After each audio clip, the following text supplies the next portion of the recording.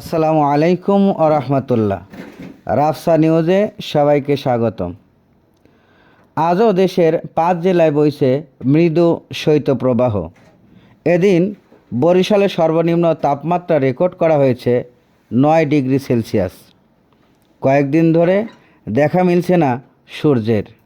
ঘন কুয়াশার সাথে কনকনে ঠান্ডা, কাজে বের হতে পারছে না শ্রমজীবী মানুষেরা। ক্ষেতের ফসল নিয়েও দুশ্চিন্তায় কৃষকেরা। বাড়ছে ঠান্ডাজনিত নানা প্রকার রোগ। এবারের মাঘের 1 তারিখ হলো সোমবার।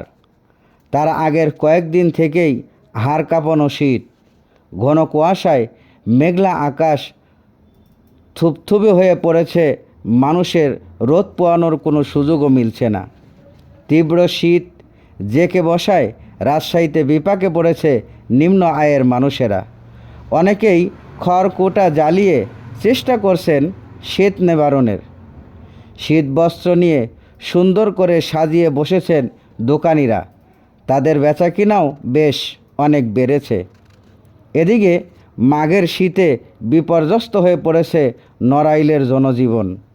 মধ্য দুপুরেও কাটছে না ঘন কুয়াশা। হেডলাইন জ্বালিয়ে চলতে হচ্ছে বিভিন্ন যানবাহনকে।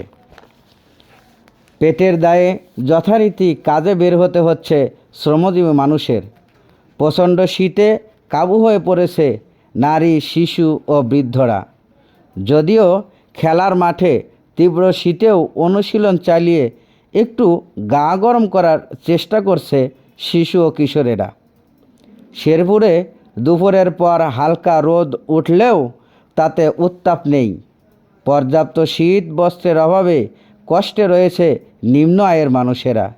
এর মধ্যে সরকারিভাবে কিছু কম্বল বিতরণ করা হলেও তা পর্যাপ্ত নয় বলে জানান এই শীতে কাঁপা নিম্ন আয়ের মানুষেরা।